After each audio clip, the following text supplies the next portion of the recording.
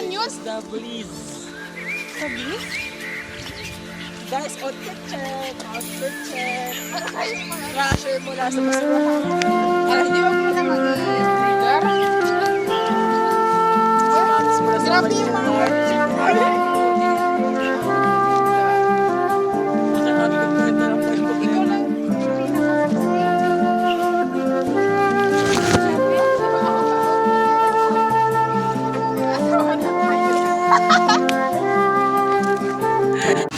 Magandang umaga po sa ating lahat. Ayan na nga po, papunta po ako ngayon sa palengke.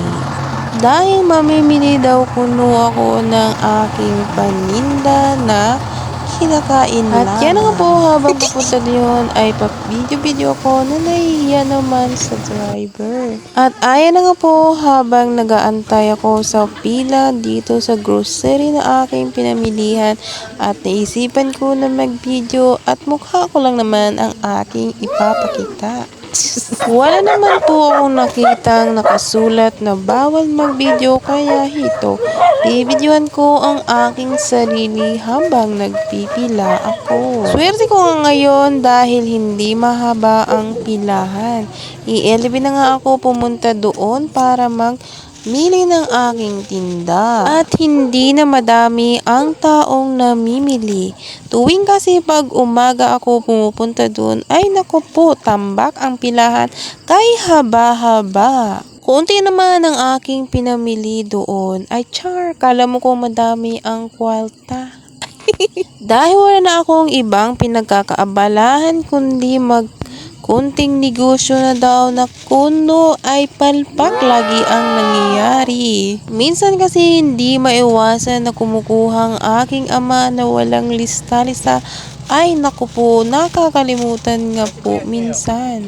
Minsan nga ito ang madalas naming pinag-aawayan ni tatay. Uy, hindi naman kami nag-aaway, ay nag-aanuhan lang pala.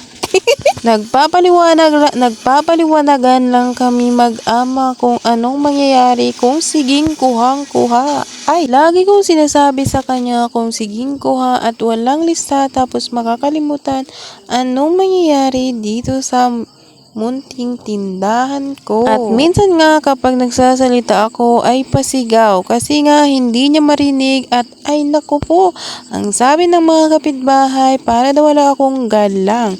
Papaano naman kapag hindi ko laksan ang aking salita ay naku po, di niya maririnig. At yan nga po, may bumili ng aking candy. Kaya hito naman, nag-aabala naman ako diyan magpabinta. At yun nga po, ang aking ginagawa ay chinichiko.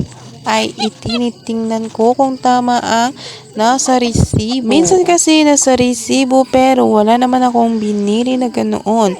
Minsan na kasi nangyari sa akin na ganoon. Kaya ngayon madalas na ako ay lagi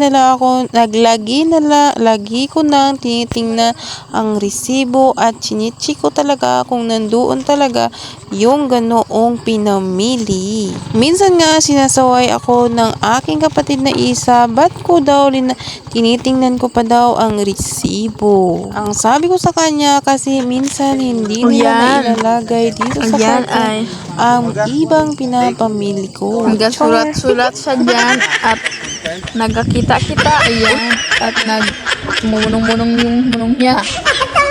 Ayan po. May kinukuha siya dyang transcard ba yan? Ayan. Madami pang nakabiting-biting dyan sa likod. Hindi, mabaho siya. Hindi ko alam kung bakit mabaho yung siguro may namatay na daga tapos napunta dito. At yun na nga po, nag-voice over ang aking bunsong kapatid at ayan na nga, hindi ko tinanggal at pinaparinig ko talaga sa kanya.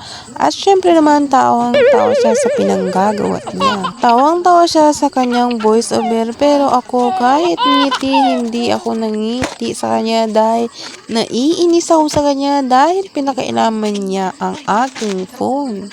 At yun na nga po, nilagyan ko ng pabango ay ng alcohol yung aking pinamili dyan dahil medyo may pagkaamoy.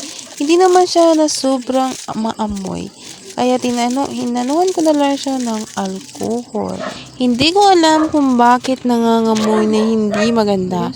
Kaya tapos madikit siya sa kamay. Kaya ang ginagawa ko, nilalagyan ko na lang ng alcohol ang aking kamay para matanggal siya. Minsan nga may maarte na bumibili sa akin at nagsasabi siya, ba't mabaho daw ang kanyang pinamilian. Sabi ko diyan, nasa labas lang naman din yan. Pero ang iba, hindi mo talaga maiwasan na magsalita sila ng hindi maganda.